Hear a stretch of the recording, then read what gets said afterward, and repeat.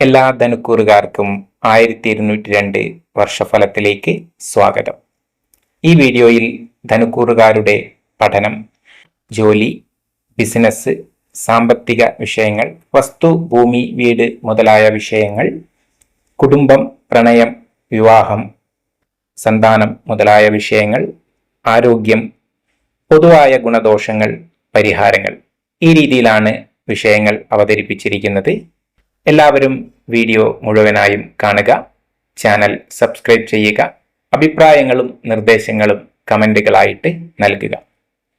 ധനുക്കൂറുകാർ ആയിട്ടുള്ള വിദ്യാർത്ഥികൾക്ക് വിദേശ പഠനം, വിദേശയാത്ര എന്നിവയ്ക്ക് അല്പം പ്രയാസം ഉള്ള ഒരു വർഷമാണ്.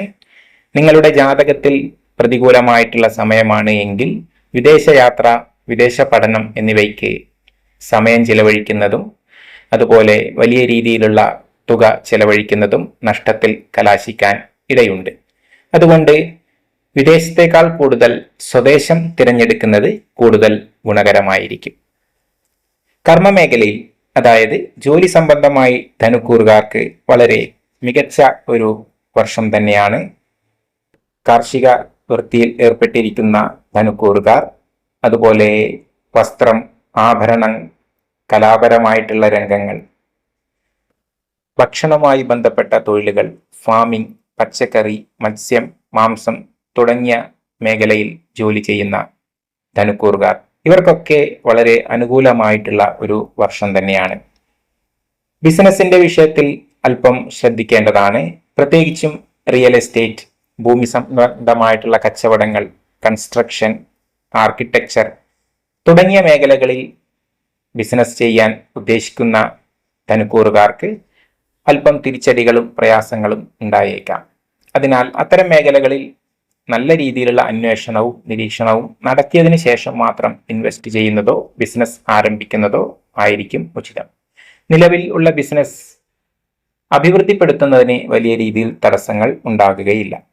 സാമ്പത്തികമായി അല്പം ബുദ്ധിമുട്ട് ധനുക്കൂറുകാർക്ക് ഉണ്ടാകാം. പ്രത്യേകിച്ചും നിങ്ങളുടെ വീട്, വാഹനം മുതലായവ വിൽക്കുകയോ അല്ലെങ്കിൽ അത്തരത്തിലുള്ള വസ്തുവകകൾ വാങ്ങുകയോ ചെയ്യുമ്പോൾ അതിലൂടെ നഷ്ടം സംഭവിക്കാനുള്ള സാധ്യതകൾ ഉണ്ട് എന്നുള്ളത് കൊണ്ട് നല്ല രീതിയിൽ അന്വേഷണം നടത്തി മാത്രം വസ്തുക്കൾ വാങ്ങുകയോ ആവശ്യക്കാർക്ക് അത് കൊടുക്കുകയോ ചെയ്യുക. സാമ്പത്തികമായിട്ട് പ്രയാസം ഉള്ളത് കൊണ്ട് തന്നെ പുതിയ ബാധ്യതകൾ ഏറ്റെടുക്കാൻ, കടബാധ്യതകളൊക്കെ എടുക്കുമ്പോൾ വളരെ ശ്രദ്ധിക്കേണ്ടതാണ്.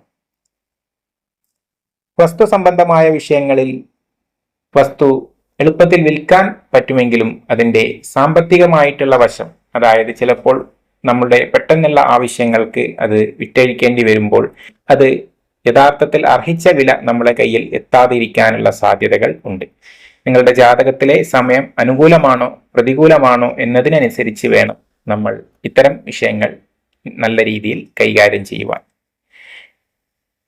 കുടുംബപരമായിട്ട് അല്പം പ്രയാസങ്ങൾ ധനുക്കൂറുകാർക്ക് ഉണ്ടാകാം. പ്രത്യേകിച്ചും ഭാര്യാഭർത്തൃ ബന്ധത്തിൽ ഉണ്ടാകുന്ന പ്രയാസങ്ങൾ, സഹകരണമില്ലായ്മ, ചില പൊട്ടിത്തെറികളും വിഷയങ്ങളും ഒക്കെ വരാനുള്ള സാധ്യതകൾ ഉണ്ട്.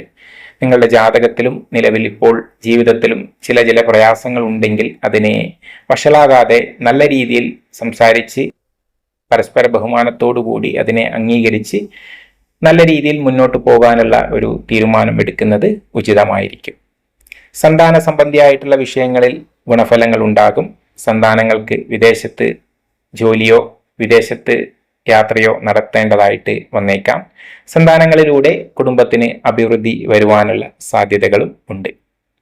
ആരോഗ്യപരമായിട്ട് ധനുക്കൂറുകാർക്ക് വളരെ ശ്രദ്ധിക്കേണ്ട ഒരു വർഷം തന്നെയാണ്. അല്പം ആരോഗ്യ പ്രശ്നങ്ങൾ കൊണ്ടോ ചെറിയ അപകടങ്ങൾ കൊണ്ടോ ആശുപത്രി വാസം, ചികിത്സ മുതലായവയിലൂടെ ധനനഷ്ടം വരുവാനുള്ള സാധ്യതകൾ ഉണ്ട്.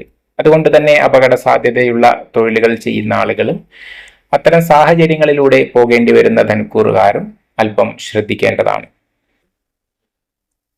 പൊതുവായി ധനുക്കൂറുകാർക്ക് സാമ്പത്തികം, ബിസിനസ്, കുടുംബപരമായ വിഷയങ്ങളിൽ പ്രതികൂല അനുഭവങ്ങളും അതുപോലെ വസ്തു, ജോലി, പഠനം മുതലായവയിൽ അനുകൂല ഫലങ്ങളുമാണ് കാണുന്നത്. സുബ്രഹ്മണ്യ ക്ഷേത്രത്തിൽ വഴിപാട് സമർപ്പിക്കുന്നതും കാളി ക്ഷേത്രത്തിൽ പോയി പ്രാർത്ഥിക്കുന്നതും കാളിക്ക് കടുംപായസം നിവേദിക്കുന്നതും ഉത്തമമായ പരിഹാരങ്ങളാണ്.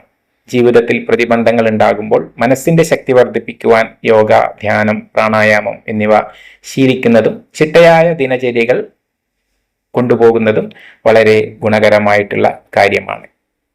ഇത്രയുമാണ് ഈ വർഷത്തെ ഫലങ്ങളായിട്ട് പറയുവാനുള്ളത്. എല്ലാവർക്കും നന്ദി, നമസ്കാരം. ഒപ്പം നല്ല ഒരു വർഷം ആശംസിച്ചു കൊള്ളുന്നു.